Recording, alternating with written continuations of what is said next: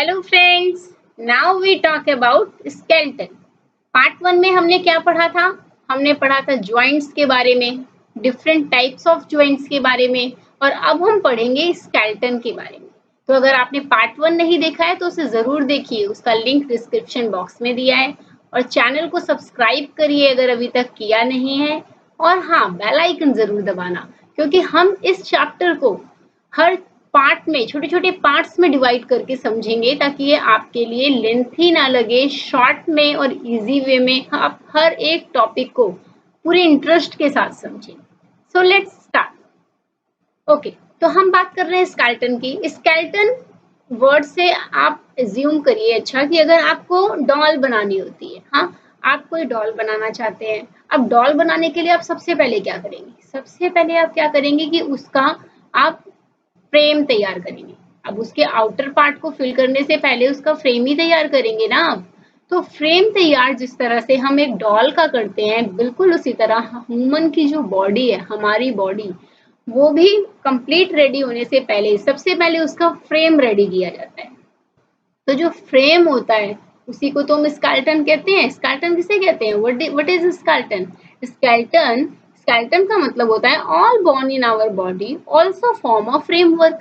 सारी जितनी बोन है हमारी बॉडी में, वो सारी मिलकर क्या बनाती है? एक फ्रेम बनाती है, एक ढांचा बनाती है, और उससे हमारी बॉडी को एक शेप मिलती है, और फिर हम उसके अंदर के पार्ट्स को फिल करना स्टार्ट करते हैं। मतलब इस तरह से कंप्लीट बॉडी कैसी बन जाती है? एक स्केलेटन बन जाती है।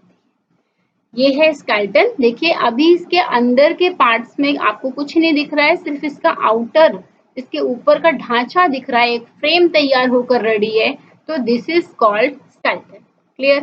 अब स्केलेटन को तो आपने समझ लिया कि वो होता क्या है।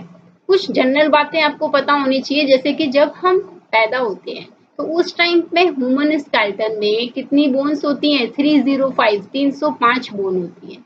पर जैसे हम बड़े होने लगते हैं, एज ऊपर इंक्रीज होने लगती है, तो बोन्स डिक्रीज होने लगती है। ऐसा क्यों होता है कि बोन्स घटने लगती है? क्योंकि बोन्स आपस में फ्यूज होने लगती हैं। फ्यूज होकर वो डिक्रीज हो जाती हैं। एडल्ट हुड तक पहुंचते पहुंचते 206 बोन्स ही बच जाती हैं। तो ऐसे अकॉर्डिंग टू एज बढ़ती जाती है और बोन्स घटती जाती है। ऐसा होता है। अच्छा, अगर हमें अपनी बोन्स को चेक करना हो तो कुछ पार्ट पर तो हम टच करके, लाइक हम अपने चिन पर, फोरहेड पर, क्लियर, हम अपने यहाँ एल्बो पर, रिस्ट पर टच करके भी देख लेते हैं कि ये बोन है तो किस शेप की बोन है। पर कुछ पार्ट्स ऐसे भी होते हैं जिनकी बोन्स को हम पर्टिकुलर वो कैसी है ये टच करके, फील करके नहीं चेक कर सकते। तो उसके लिए क्या करते हैं? हम एक्सरे की हेल्प लेते हैं। एक्सरे की ही हेल्प लेते हैं ना डॉक्टर। जब हमें कई बार इंजरी हो जाती है तो किस पार्ट में इंजरी हुई है, कौन सा पार्ट इंजर्ड है, बोन की कैसी कंडीशन है इस टाइम, उसे चेक करने के लिए डॉक्टर क्या करते हैं? एक्सरे की हेल्प लेते हैं। तो एक्सरे भी एक बहुत अच्छा तरीका है ये देखने के लिए कि हमारी कौन सी बोन्स इंजर्ड हुई है और किस तरह की है। अब लाइक अगर हमने अपने किसी पार्ट को फील करके टच किया कि इस जगह की बोन ऐसी है, उसी पार्ट का एक्सरे भी हमारे पास अगर रखा है, तो हम क्या करते हैं? दोनों में कंपेयर कर सकते हैं। कंपेयर करके चेक कर सकते हैं कि जैसा हमें फील हो रहा है क्या एक्सरे में भी वैसा ही दिख रहा है। तो इस तरह से बोन्स को हम एक्सरे की हेल्प से चेक करते हैं।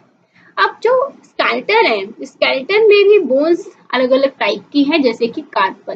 कार्पल की बात कर रहे हैं हम, ये होती है रिस्ट में, यानी कि हमारी कलाई में होती है ये बोन। और ये बोन जो होती है ना, ये बहुत ही छोटे छोटे पार्ट्स में डिवाइड है, यानी कि several small bones called carpals. Clear?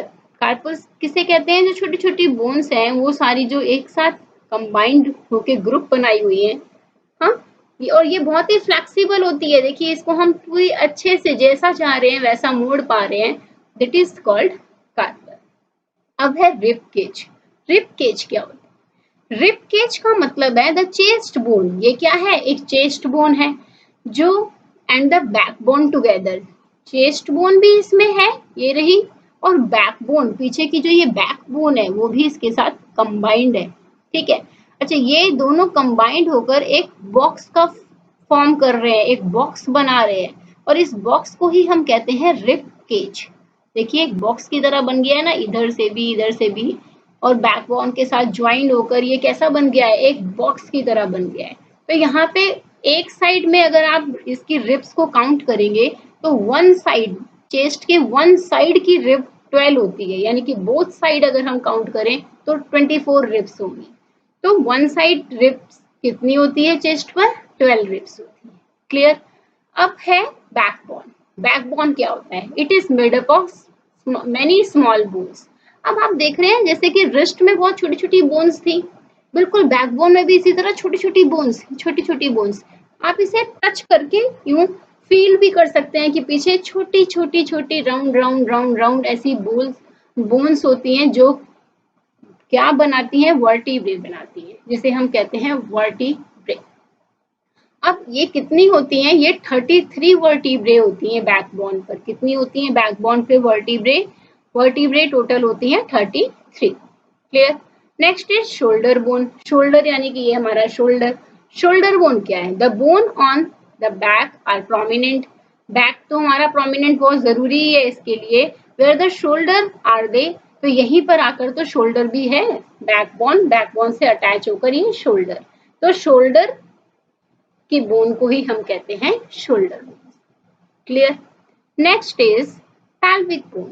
Pelvic bone क्या है, पैल्विक बोन जो होती है जिस जिस पोजीशन में हम बैठते हैं ना, हमारे सेट होने वाली पोजीशन, हमारे बैठने वाली पोजीशन, उस पोजीशन पर जो हिप पे बोन है, that is called pelvic bone.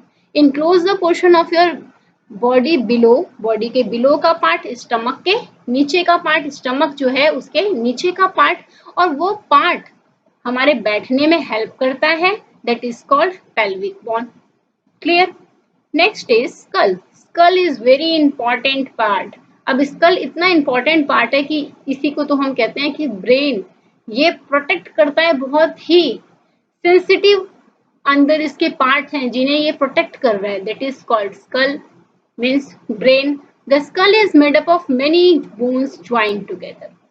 तो स्कल में बहुत सारी बोन्स आप देख रहे हैं आपस में ज्वाइंट है, और इस तरह से ये बना है क्या, skull. Okay. Next is cartilage. Cartilage क्या होता है, अब जो कार्टिलेज होता है ना, वो एक एडिशनल पार्ट है स्केलेटन का। Cartilage is the additional part of skeleton, not as hard. आप चेक कर सकते हैं, जैसे कि आपके जो ईयर है, ठीक है, ईयर की जो ये लोब है, आप लोब में देख रहे हैं, आपको टच करके बिल्कुल भी हार्ड फील नहीं होगा। आपको हार्ड फील इसलिए नहीं हो रहा है क्योंकि वहां पे कोई बोन नहीं है। और वो इजीली बेंट भी हो सकती है, आप उसको जिस डायरेक्शन में चाहिए बेंट कर सकते हैं। तो दैट इज कॉल्ड कार्टिलेज। ये जो सॉफ्ट है ना, यहाँ पर सॉफ्टनेस, वो बोन नहीं है पर बोन का ही एक एडिशनल पार्ट है, जो कि स्केलेटन का एक एडिशनल पार्ट है, that is called cartilage. Clear. अब कार्टिलेज के बाद अब बात करते हैं हम मसल्स की। मसल्स क्या होता है, सी, आप अपने हैंड को उठाइए और इसको ऐसे एल्बो से बेंड करके ऊपर करिए। जब आप बेंड कर रहे हैं तो यहाँ पे कुछ स्वॉलन पार्ट आ रहा है, ये जो स्वॉलन पार्ट आपको पिक्चर में भी दिख रहा है, ये swollen part, that is called muscles. ये मसल्स है। The muscles is blessed. अब ये ब्लस्ड हो जा रही है, ये यूं इकट्ठे हो जा रही है, स्वेल हो जा रही है। तो ये क्यों हो रही है, ड्यू टू द कॉन्ट्रैक्शन, क्योंकि हम ऐसे जब कर रहे हैं तो इसमें क्या आ रहा है, इसमें कॉन्ट्रैक्शन आ रहा है, इसीलिए ये क्या हो जा रही है, स्वेल हो जा रही है। Clear. Next is it work in a pair. ये वर्क करती है हमेशा पेयर में। आप देख रहे हैं कि जो ये मसल्स है, ये इधर से भी ज्वाइंट है, इधर से भी ज्वाइंट है, और हम इसको मूव कर रहे हैं तो ये वर्क कर रही है, ये पेयर में है, ये सिंगल नहीं है, ये पेयर में है, इसीलिए हम इसे कहते हैं it work in a pair. I hope कि आपको एकदम क्लियर हुआ कि स्केलेटन क्या होता है, स्केलेटन कितना जरूरी है। सबसे पहले किसी भी चीज को शेप देने से पहले उसका स्ट्रक्चर तैयार होता है, यानी कि उसका ढांचा तैयार होता है, उसका फ्रेम तैयार होता है। आप फोटो लगाने से पहले उसका फ्रेम बनाते हैं ना, फिर उसके बाद फोटो लगाते हैं। तो इसी तरह स्केलेटन के अंदर, ह्यूमन की बॉडी में अंदर सारे पार्ट फिल होने से पहले उसका ढांचा तैयार होता है, उसका फ्रेमवर्क तैयार होता है, दैट इज कॉल्ड स्केलेटन। तो आई होप आपको क्लियर हो रहा है सब कुछ। और अब हम नेक्स्ट वीडियो में इसके अगले पार्ट को समझेंगे, ठीक है। तो इसी तरह हम छोटे-छोटे पार्ट्स में इस चैप्टर को इतने इंटरेस्टिंग तरीके से कंप्लीट कर लेंगे कि आपको पता भी नहीं चलेगा कि कब आपको ये लेंथी लगने वाला, टफ लगने वाला चैप्टर छोटे-छोटे पार्ट्स में करते-करते एकदम अच्छे से समझ आ गया। सो प्लीज आप बेल आइकन दबाइए, चैनल पे नए हैं तो सब्सक्राइब करिए। Okay, thanks for watching, have awesome.